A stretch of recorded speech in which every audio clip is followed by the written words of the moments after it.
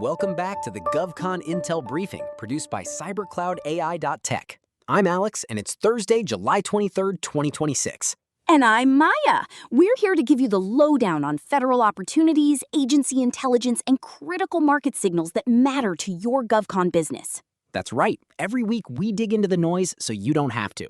CyberCloudAI.Tech, as many of you know, is dedicated to helping small businesses and GovCon teams navigate the complexities of federal contracting.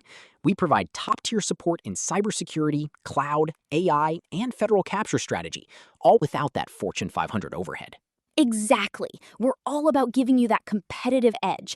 And today, we've got some really juicy intel to unpack, especially around emerging tech and some significant shifts in federal acquisition. Let's jump right into our near-term opportunities and solicitation signals.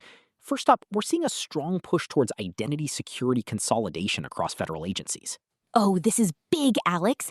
Federal News Network highlighted how agencies are unifying governance, access, and AI controls to reduce risk, cut costs, and strengthen zero trust. It's not just about compliance anymore. It's about operational efficiency and a stronger security posture. For anyone in identity and access management, especially with FedRAMP-ready solutions, this is a massive green light. Think about those legacy systems they're trying to streamline. Absolutely. And speaking of the Pentagon, Defense Scoop reports that applications will soon open for the next round of DoD's Accelerate the Procurement and Fielding of Innovative Technologies, or APFIT program. The key takeaway here is they're prioritizing tech that can be made cheaply at scale. Cheaply at scale. That's music to the ears of innovative small businesses and startups.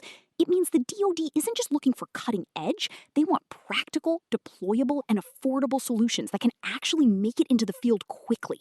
If you've got a scalable tech solution, especially in areas like AI, cyber, or cloud infrastructure that can be mass-produced without breaking the bank, get ready to pitch. This is a direct signal for rapid prototyping and deployment. Another significant development comes from FedScoop, detailing how NASA, DoD, and others are joining the Energy Department-led Genesis mission. This is now a whole-of-government approach with 20 federal agencies on board. 20 agencies, Alex. That's a huge ecosystem for collaboration and shared services. The Genesis mission is all about leveraging collective resources and expertise. If your solutions thrive in multi-agency environments, or if you can facilitate data sharing, secure collaboration, or provide foundational infrastructure that supports a broad federal user base, you need to be tracking this. It signals a move away from siloed operations towards integrated cross-agency initiatives. It's like the federal government is finally getting its act together on enterprise architecture, but, at warp speed. Warp speed indeed, Maya. And finally, on the opportunity front, Commerce has selected 6 tech hubs winners for re-awarded funds. FedScoop notes that hubs in Maine and Missouri were the only 2 projects to receive awards again after some previous funding issues.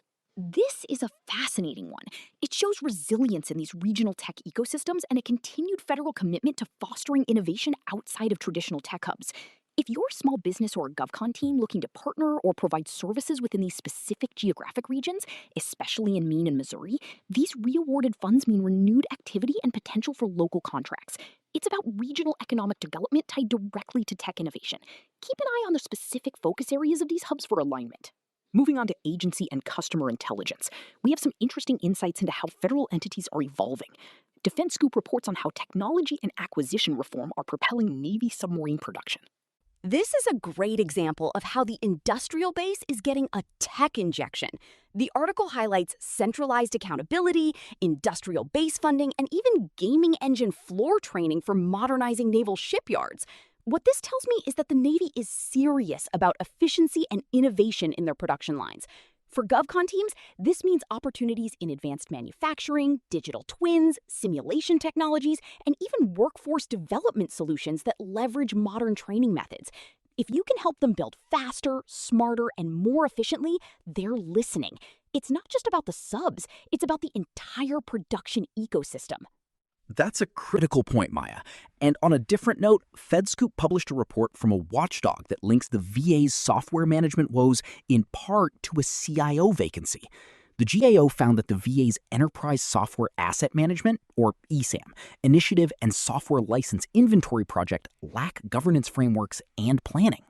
A CIO vacancy can really gum up the works, can it? This is a classic example of how leadership gaps can create significant operational challenges. For GovCon teams specializing in IT governance, software asset management, or enterprise architecture, this is a clear signal of a pain point. The VA needs help with planning, implementing governance frameworks, and getting a handle on their software licenses.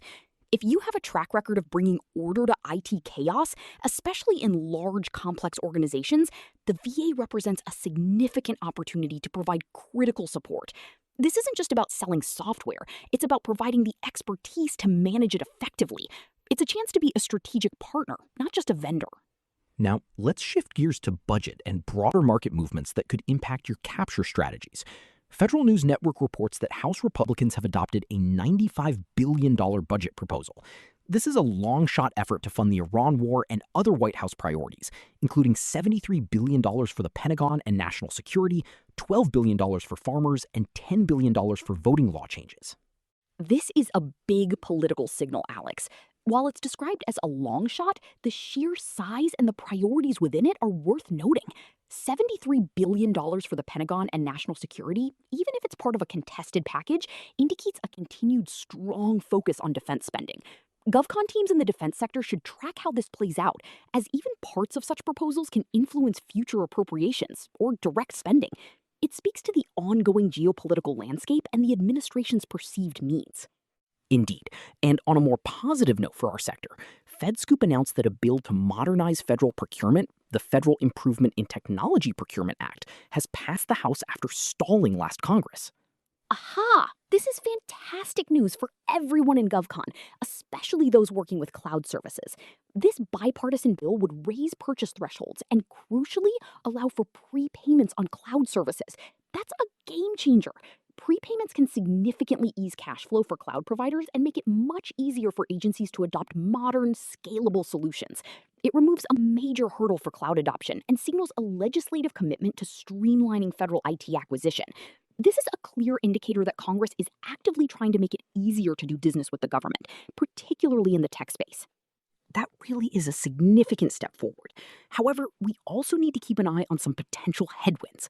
GovExec recently released a video highlighting the risk that a debt ceiling breach could mean the federal government decides not to pay any government employees. Yikes. That's a pretty stark warning, Alex. Well, it's a watch list item for now. The implications of a debt ceiling breach are severe and far-reaching. It would obviously impact federal employees, but also contractors who rely on government payments. This kind of uncertainty can freeze new contract awards and delay payments on existing ones. It's a reminder to diversify your portfolio where possible and to keep a very close watch on the political negotiations around the debt ceiling. It's a foundational risk to the entire federal market. Absolutely. And speaking of political movements, Federal News Network also reported that the House voted for a Department of War renaming as part of an annual defense bill. This bill also incorporates President Trump's request for a historic $1.15 trillion in spending for the Pentagon and provides for a pay raise of 5% to 7% for service members. A Department of War renaming? That's certainly a bold move and politically charged.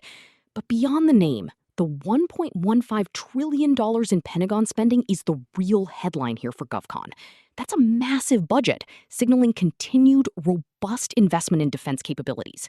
The pay raise for service members is also a positive for morale and retention, which ultimately supports the overall defense mission.